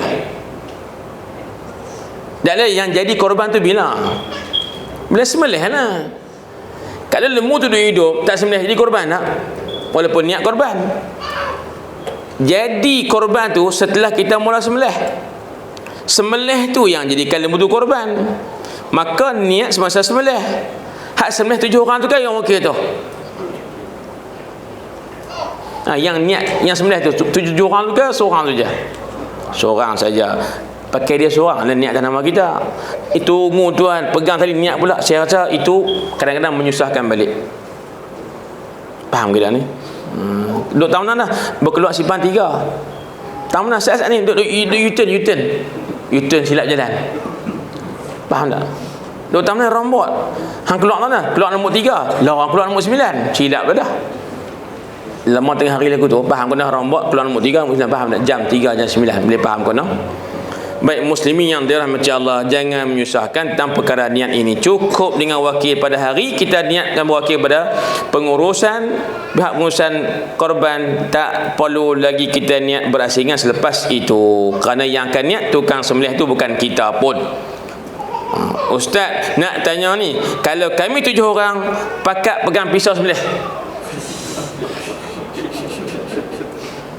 contoh nak bagi puas hati kan, pegang pakat pegang seorang sikit pisau tu, tuan-tuan. Jadi tak perlu sampai tahap tu lah, cukup dengan wakil. Tapi saya nak habaq juga orang kita ni walaupun contoh tak betul, berbeza dengan orang Arab tuan. Rank depa jenuh sungguh. Kita ni sekok lembu agak berapa orang nak sampai sembelih dah. Kaki betul tak? Tinih 2 orang takut cendeh. Tu pun berkah gitu tambah kot elektrik. Dah sungguh. Tu kepot tekak pula. Dia dah ni. Pegang tanduk kalau ada. Tinih atas paha depan ni. Tuan. Kalau ikut lembu tu lemah bahasa mudahnya. Semalah. 5 orang, 6 orang tu biasa. Tidak. Tapi tuan mak sebut pengalaman saya lah. Nah, kalau Arab tu kalau lembu 2 orang selesai. Kambing seorang cukup. Kambing tu ada pegang kaki belakang tu, dia kan cantum kaki depan. Mana ni? Rapi selai. Seorang dia. Unta seorang-seorang lagi senang. Sambil berdiri. Unta berdiri tuan, dia berdiri. Dia lalu ke bawah tengkok tu, pisau mata bulat lagu tu. Pisau mata bulat. Dia pegang tu rapi. Sambil lalu je. Rebah. Kita kata ustaz, kita kalau lembu 6 orang, unta 12 orang apa nah? Dah, kita kira silap. Dia kalau unta seorang dia pegang apa budak. Sambil lalu ya, serang bin tuan. Mata dia mata bulat gitu. Tuan. Baik, cukup. Terus haram makan korban wajib, bahkan hendaklah disedekahkan kesemuanya, dan sunat makan sebahagian daripada korban sunat, manakala yang bakinya sedekahkan mentah-mentah kepada fakir miskin atau diberi kepada orang kaya sebagai hadiah. Ini hukum yang mesti kita kena tahu juga nah. Ustaz, kalaulah korban itu saya nazarkan, maka korban itu jadi wajib atas diri saya. Soalannya, boleh tak saya makan daging korban tersebut? Hukumnya haram. Mana-mana sembelihan wajib, orang yang tuan-tuan buat ibadat itu haram makan dia walaupun sedikit. Termasuk orang yang dalam tanggungan dia. Anak dia yang masih tanggung tak boleh makan. No? Bini dia tak boleh makan. Kalau dia ada mak yang uzur, mak yang tak ada kerja, tak ada pendapatan, yang dia wajib tanggung bulan, mak dia pak tak boleh makan. Mudah saja kaedahnya, mana-mana orang yang dia wajib tanggung nafkah bulanan harian dia, orang tersebut pun tak boleh makan daging korban nazar. Seperti dia juga. Pasal apa agak-agak? Apa hikmahnya? Apa alasannya? Apa alasannya? Apa alasan dia? Kalau lembu korban tu nazar, wajib atas diri dia, dia tak boleh makan. Semua orang yang dalam tanggungan pun tak boleh makan. Sebab apa agak-agak?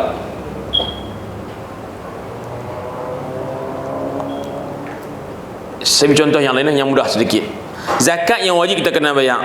Boleh tak zakat bikat bini? Kita lelaki wajib bayar zakat. Gaji ke apa tak sekira lah. Kita pun bagi kat bini kita sebagai asnaf. Boleh tak? Fiqah kata apa? Tak sah. Pasal apa? Banyak cantik. Hang kena bela bini hang. Wajib asin.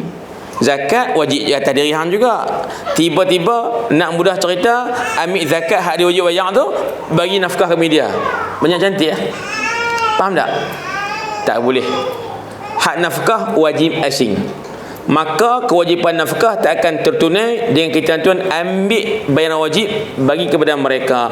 Termasuk korban wajib, kalau kita ambil bagi ke anak bini kita tuan, maknanya banyak cantik. Pasal hang kena beri dia makan dengan duit poket asin. Maka yang nazar, awak pun tak boleh makan. Semua orang dalam tanggungan pun tak boleh makan. Tuan-tuan lah. Okey, itu cerita dia. Baik. Saya ingat panjang lah. Pukul 10 tuan, dekat-dekat pukul 10 lah.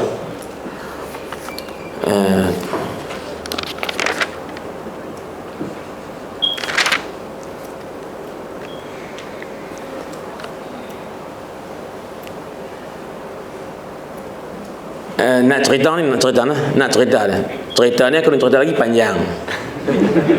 Jadi saya rasa mungkin nak cerita saya cakap tu dulu lah. Sebagai mukadimah. Kok tuan-tuan ada soalan apa-apa ke, nak komen kan, nak tambah, silakan. Sila.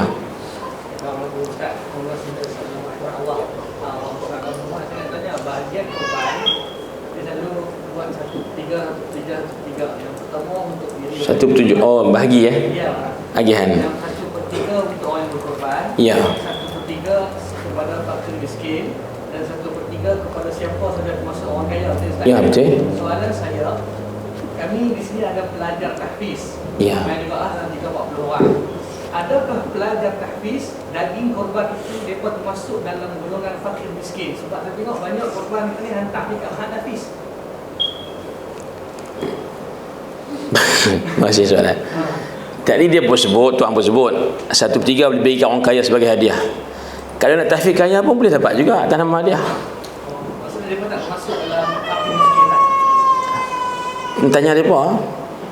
Tak tahu. Ustaz Yaakob tahu cerita dia. Kau mana tahu kan? Dan dia tak kira, mudahnya. Kalau anak tahfiz kita kebiasaannya dalam tangan mak ayah masing-masing. Faham tak? Mereka sebenarnya tuan-tuan boleh dikatakan fakir miskin jika tidak ada pendapatan. Sama ada orang bagi ke, orang belanja ke, orang bagi hadiah ke, dikatakan fakir miskin jika tidak ada pendapatan. Kalau pak duk bagi tuan-tuan, maaf sebutlah, sebulan 200-300 ringgit untuk belanja seorang depa. Kemudian dengan 300 ringgit tu ada lebihan tak belanja sebulan? Lebih Kalau ada lebih tu daripada belanja, bermaksud dia bukan miskin, bukan fakir. Oh, kaya. Tuan-tuan ni masalah juga. Tak fakirnya mesti kaya, bukan aku tu. Dia ada golongan sederhana. M40. Jadi sebenarnya kita buat korban tak ketat. Hatta kan kalau kita buat korban, maaf sebut kita niat korban, buat korban, semua bagi orang kaya hadiah, boleh. Ataupun buat korban, semua bagi orang miskin atas sebagai sedekah, okey. Nak kata afdal tak boleh juga. Sebab korban Nabi kata orang miskin, orang kaya dan tuan sendiri. Baik. Tuan sendiri ni kalau ikut bahasa fiqah ambil 1/3. Tapi nak ambil afdal, ambil segenggam. Hal lebih tu bagi juga dekat fakir ataupun orang kaya sebagai hadiah, tidak ada masalah. Mana kalau nak tahfiz kaya raya, contohlah semua jutawan Melaka, contoh, bagilah mereka makan sebagai hadiah. Ni saya nak sebut cermat sedikit apabila menggunakan istilah asnaf. Akal kita, kepahaman kita, kalau sebut asnaf, nampak asnaf 8 hak zakat tu. Betul? Lah ni tak ada daripada promosi lagu mana.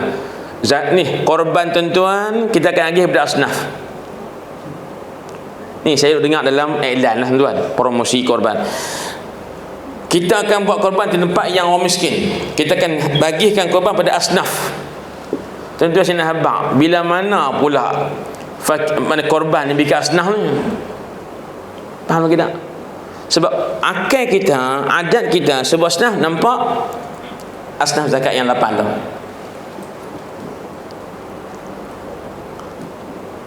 Jadi jangan kita ikat benda yang tak sepatutnya. Jom kita ramai-ramai buat korban di negara Afrika, kerana kita akan bagi dan korban kepada asnaf. Buat korban ke bayar zakat? Kita fikir hang buat korban ke bayar zakat? Duk fikir. Tuan-tuan, kerana istilah tu menyebabkan orang keliru. Tuan-tuan, kalau fikir asnaf, itu ustaz mualaf ni makan nak korban, tanya pula dah. Lepas tu ni hak hutang al-gharimin. Lepas tu wafriqat hamba saya, panjang cerita. Tu saya ni ustaz, saya ni penama Ibn Sabil. Dia kira dia karang habis 8 asnaf tuan, nak ambil korban punya pasal. Sebab ada orang buat istilah korban untuk asnaf. Jangan guna istilah tu mengelirukan. Tak ada syarat pun sah korban bagi orang miskin sahaja. Tak ada syarat pun.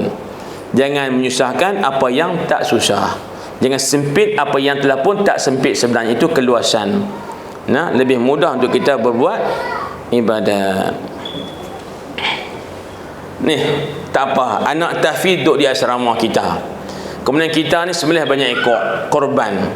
Boleh ustaz kami nak ambil ni korban ni, simpan dalam peti dalam freezer untuk makan setahun. Barulah anak tahfiz kami ni makan daging tiap-tiap minggu. Dah, paduk mana madat. Dia makan apa? Daging lah. Kaya sebulan 2 kali. Hebat. Yuran apa? Yuran tak ada. Lagi dia bayaran. Contohlah kan. Orang tuan, kita simpan daging korban tu. Boleh? Yang boleh. Boleh. Yang tak boleh masa mula wajib korban. Masa mula disyariatkan korban. Nabi kata jangan simpan daging korban. Itu masa awal. Lepas 2-3 tahun buat korban, Nabi berkata al-ana fad-dakhir al-lani, hampa boleh buat korban dan boleh simpan korban, tak ada isu. Tu yang dulu di Payah Pahlawan, ingat tak Payah Pahlawan? Zaman Menteri Besar Sanusi Junid tu. Payah Pahlawan nu atas jitera sana tu. Petuih, ingat dia kata petuih besar tu untuk simpan daging korban yang dihantar mai daripada Saudi. Banyak sangat, siapa nak makan? Nak makan perhabis tak habis. So simpan, buat stok. Boleh. Ni saya nak abang di Malaysia kita ni ada tahfiz Sulaimaniyah, ada madrasah Sulaimaniyah. Ada nah. Ada madrasah Sulaimaniyah. Turki punya. Ada start buat dah. Dia pun buat korban minyak ekor ni. Tapi dia pakai simpan lagi bulan meti rumah guru depa pada ada yang peti, ada kedai kafe depa simpan untuk makan setahun. Boleh. Boleh. Baik. Sila. Daging korban bagi kepada non-muslim. Oh. Tuan tanya daging korban bagi kat non-muslim tak boleh. No? Tuan sebut khilaf tu ada lah. Akikah tak ada khilaf, memang kena orang Islam je makan. Korban kau nak bincang panjang. Tapi yang muktamad mazhab kita tak boleh. Sebab dia ibadat yang tuan atas sifat khusus ibadat kerana Allah Ta'ala. Jadi orang yang tak beriman tak layak tuan atas sifat dia tak beriman dengan Allah Ta'ala. Baik. Sila. Satu boleh banyak niat tu kan. Tapi kalau orang tu niat nazar, dia nak bagi kepada, dia tentukan dekat seseorang lah, boleh tak bagi dekat penyembelihan? Dia nazar nak bagi dia orang. Ni korban lah ni. Tuan tanya boleh tak korban nazar. Orang nazar tu nak bagi daging pada tukang sembelih. Dengar molek lah. Antara yang dilarang sangat-sangat ialah menjadikan upah orang buat korban tu diambil pada daging, bulu, kulit, tak boleh. Atas nama upah. Kalau tuan-tuan atas nama upah tak boleh. Kena ambil duit asin bagi. Nak bagi daging tak apalah. Tapi jangan jadikan daging itu sebagai upah kepada kerja dia. Tak boleh. Sila. Siapa tadi? Kalau yang tuan yang buat sembelih tu, dia minta nak kaki dalam boleh. Tak apa lagi ni. Kalau lembu yang dia jadi korban, hak kira bahagi tu daging sahaja. Nah, tuan-tuan di sini abang orang kadang-kadang dia keliru. Nak agih korban ni kali tulangkan daging sahaja. Berbeza. Kalau lembu ke atas, unta dekat daging. Tulang-tulang tak masuk. Untuk agihan. Ada pun kambing kali dengan tulang. Kambing tuan nak bagi agih daging korban tu, bagi yang tulang. Kalau kambing tuan ambil daging saja, nak tinggal apa? Tak ada apa. Itu kaedah dia lah. Baik, jadi soalan tuan ni, boleh tak tuan hak buat korban tu dia cup pula paha depan hak saya, tulang tu tulang. Sebab apa? Mengidam sup gearbox contoh. Hak orang tu pula, saya ni mengidam sup ekor. Contoh. Boleh nak buat cup lagu tu, tuan-tuan nak abang cup tak cup ni atas boleh bicara lah. Biasa masjid kita daging kita bagi semua, tulang tersimpan buat makan ramai-ramai bilah. Biasa lagu tu lah. Ataupun ni lembu ni hampa jual orang ni. Hampa nak buat lagu tak apalah, pakai ambil seorang tulang paha ke apa boleh, tak ada masalah, atas boleh bicara lah. Tuan, ikut depa lah tu. Baik.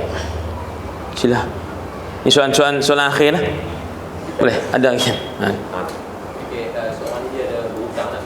Berhutang. Dan hutang wajib bayar. Kemudian pada masa yang sama dia berkeinginan nak buat korban. Apakah hukum ada seorang itu perlu bayar hutang dahulu ataupun buat korban? Baik, soalan tuan menarik. Nah, orang ni ada duit nak buat korban, tapi sama dia kena bayar hutang orang. Hutang tu kalau telah matang, hutang yang muajjal, mana hutang yang telah sampai masa bayar, hutang yang telah wajib kena bayar sebab telah sampai masa janji bayar. Kalau dia ada duit, mesti bayar hutang dahulu. Hutang apa ni? Hutang yang telah matang. Apa makna hutang yang telah matang? Hutang yang telah sampai masa janji bayar. Ada duit saja wajib bayar. Ada duit tak bayar berdosa. Nabi kata matlul ghani zulmun. Menangguh bayar hutang oleh orang yang ada duit adalah zulmun, jenayah. Baik, dia ada hutang 800 orang tak bayar lagi, mesti bayar. Tiba-tiba nak buat korban pula, tuan-tuan berdosa tangguh bayar hutang. Buat korban sah. Sah. Tapi tuan-tuan dosa tak bayar hutang bawa juga. Ustaz saya teringin nak buat korban tapi duit abang bayar hutang, nak buat juga korban. Ginilah, korban tu sunat, bayar hutang tu wajib. Kalau awak mati hari ni tak ada buat korban, berdosa tak? Tapi kalau awak mati hari ni awak tak bayar hutang dia, buat korban, berdosa tak? Jawapan tu tuan-tuan boleh buat pilihan, nak bayar hutang kan nak buat korban. Awak nak buat korban, terimkan daging. Tak, kalau nak makan daging tak ada buat korban, tak apa, pergi tunggu di masjid, insya-Allah dia akan bagi tuan. Nak dapat banyak buat muka kesian. Maksud saya nah. Baik. Ada orang tanya soalan kat tanya berkaitan dekat masjid dia dah lama tradisi depa buat seekor lembu 8 bahagian. Allahumma salli ala sayyidina Muhammad. Dia kata masjid dia maklum buat dah 8 bahagian sebab dia kata satu bahagian lagi upah untuk petugas. Soalan ni soalan yang terakhir. Iaitu sekok lembu ni buat 8 bahagian. Saya nampak gini, bukan 8 bahagian atas penama korban. Korban tetap 7 juga. Cuma daging tu buat 8 tumpuk. Faham? Tak sah tuan, tak sah 8 nama niat sekok lembu, tak sah buat korban. Setakat 7 je limit. Itu maksima 7 orang. Baik. Bila dah sembelih, siap apa semua, daging tu bahagi 8.